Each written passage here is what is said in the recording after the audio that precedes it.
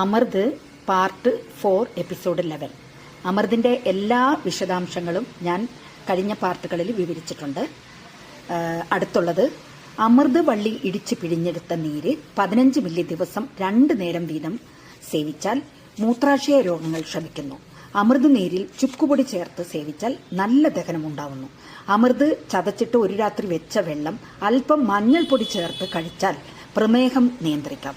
വ്രണങ്ങൾ ഉണക്കാൻ അമൃതിൻ നീരിൽ തേൻ ചേർത്ത് എവിടെയാണോ വ്രണങ്ങൾ ഉള്ളത് അവിടെ ലേപനം ചെയ്യാം. അതുപോലെ തന്നെ ആരോബിനോ ഗലാക്ടേൻ പോളിസാച്ചറൈഡ് എന്ന ഘടകം ശരീരത്തിൻ്റെ രോഗപ്രതിരോധ പ്രക്രിയയെ അത്യന്തം വേഗത്തിലാക്കുന്നു. ത്വക്കിനെ ബാധിക്കുന്ന അർബുദം മറ്റ് ശരീരഭാഗങ്ങളിലേക്ക് രക്തത്തിൽ കൂടി പടരുന്നത് തടയുന്നതിന് ഈ ഘടകത്തിന് സാധിക്കുന്നു. മറ്റ് ഔഷധങ്ങളുടെ കൂടെ ഉപയോഗിക്കുമ്പോൾ പ്രമേഹ രോഗികളുടെ കാലുകളിൽ ഉണ്ടാകുന്ന ത്വക്ക് രോഗങ്ങളും നേത്രരോഗങ്ങളും ശമിക്കുകയും മുറിവുകൾ ഉണങ്ങുവാനുള്ള ശേഷി വർദ്ധിക്കുകയും ചെയ്യുന്നു. പ്രമേഹ രോഗികളുടെ രക്തത്തിലെ പഞ്ചസാരയുടെ അളവ് കുറയ്ക്കാൻ അമൃതിന് സാധിക്കുന്നു.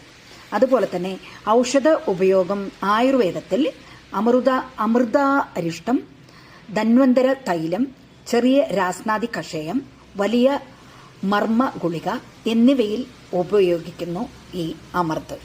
അതുപോലെ തന്നെ ചില ഘടകങ്ങൾ ആസ്പിരിൻ, ഇൻഡ്രോമെത്താസിൻ പോലെയുള്ള ആധുനിക ഔഷധങ്ങളോടൊപ്പം തന്നെ ഫലം നൽകുന്ന വേദന സംഹാരിയായി കണ്ടെത്തിയിട്ടുണ്ട്.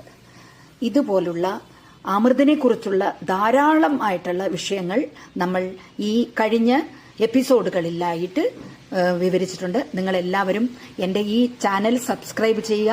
ഒന്നുകൂടെ പറയുന്നു, ഹോളിസ്റ്റിക് ട്രഷർ ഹബ്ബ് എന്ന എൻ്റെ ഈ ചാനൽ എല്ലാവരും സബ്സ്ക്രൈബ് ചെയ്യുക. ഇതിൽ നല്ല നല്ല വിഷയങ്ങൾ നിങ്ങൾ കണ്ടെത്തി അതിനെ ജീവിതത്തിലേക്ക് പകർത്തുവാൻ നോക്കുക. ഇതിനെ പരമാവധി ഷെയർ ചെയ്യുക, കമൻറ്റ് ചെയ്യുക. ഇതിലുള്ള ഘടകങ്ങൾ നിങ്ങൾ പരമാവധി യൂസ് ചെയ്യാൻ നോക്കുക. അമൃതിനെക്കുറിച്ച് കൂടുതലായിട്ട് വിഷയങ്ങൾ അറിയാൻ വേണ്ടിയിട്ട് കൂടുതലായിട്ടുള്ള ബുക്കുകളും അതേപോലെ തന്നെ ഇതിൻ്റെ കുറേ പോസ്റ്ററുകളും അതൊക്കെ നിങ്ങൾ റെഫർ ചെയ്യുക. ഇതിൽ തന്നെ ഒരുപാട് പോസ്റ്ററുകൾ ഞാൻ കൊടുത്തിട്ടുണ്ട്, അതിൻ്റെ ഉപയോഗത്തെക്കുറിച്ച് പറഞ്ഞിട്ടുണ്ട്.